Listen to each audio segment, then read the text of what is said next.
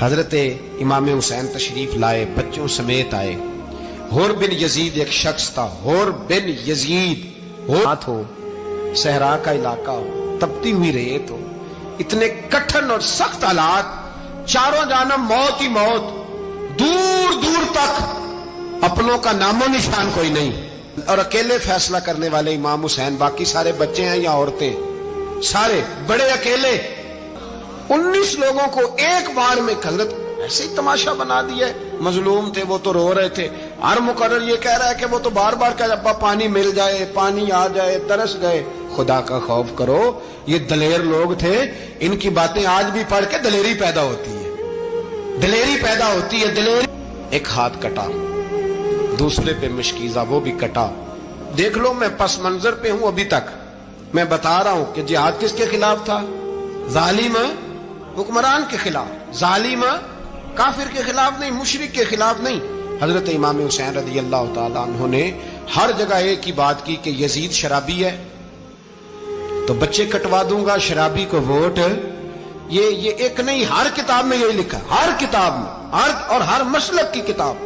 یزید چونکہ مجرے دیکھتا ہے، رنڈیوں کا ناچ دیکھتا ہے، بچے کٹوا دوں گا، اس کے ہاتھ میں ہاتھ۔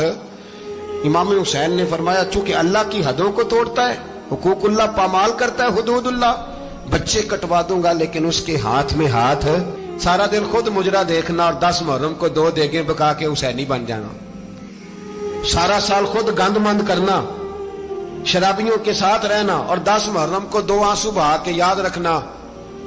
میں ہمیشہ کہتا ہوں، پھر کہہ رہا ہوں، جس کے موبائل میں گندے گانے ہیں، گند دیکھتا ہے، شرابی کبابی کا سپورٹر ہے، ووٹر ہے، یا مجرے دیکھتا ہے، آتا جاتا ہے، وہ یاد رکھے قیامت میں امام حسین کا ہاتھ ہوگا، اس کا گریبان ہوگا۔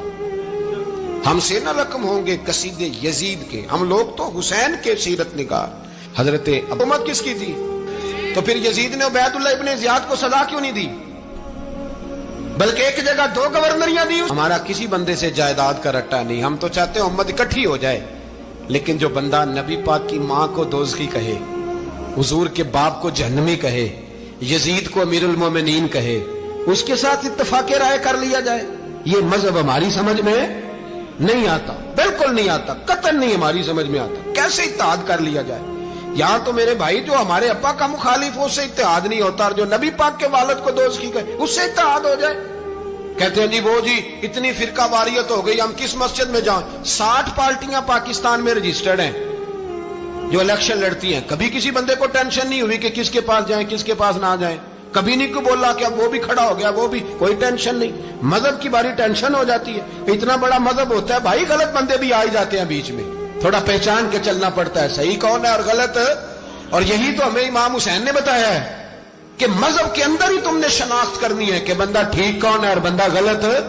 یہی تو کربلا ہے، یہی تو امام حسین نے بتایا، کفر اسلام نہیں، حق اور باطل۔ تو سمجھیے، درس یہ ہے، پیغام یہ ہے، پیغام یہ ہے، یاد رکھو موت تیزی سے آ رہی ہے، ہمارے ساتھ والے دائیں بائیں والے سب چلے گئے، اسی طرح نمبر لگے گا، ایک دن اعلان ہوگا۔ ضمیر کے قیدی بن کے زندگی نہ گزارو، بالکل نہ گزارو، یہ تھوڑی سی زندگی ہے، دنیا سجن المومن۔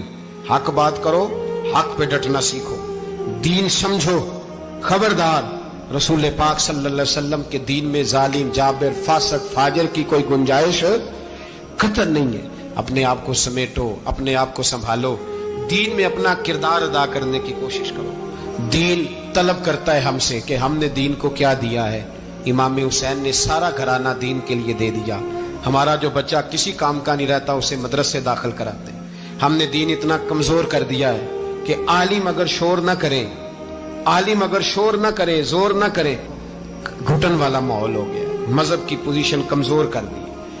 اب جہاں تک اس بات کا تعلق ہے جی فرقے ہو گئے، تو میرے بھائی یہ کوئی اتنی خطرناک بات ہے، یہ کوئی اتنا مشکل معاملہ نہیں ہے، یہ تو امام حسین نے بتا دیا تھا کہ یزید کے طور پر ایک غلط فرقہ کھڑا ہو گیا ہے، لہذا اس کا مقابلہ کرنا ہے، اس میں کوئی بری بات ہے؟ لیکن ایک سبق ہے بزرگوں کا کہ اگر سچی بات بھی نہیں کرنی تو پھر اس منبر کا حق ادا نہیں ہوتا۔ جو سچ بولے وہ حسینی ہے، جو ظالم کے سامنے کھڑا ہو جائے وہ حسینی ہے، جو مصلحت کوش ہو، جو کہے ٹائم نہیں، گراؤنڈ ریالٹی نہیں، حالات نہیں، طبیعت نہیں، موقع نہیں، تو ابھی امام حسین کے پیغام کو نہیں سمجھا.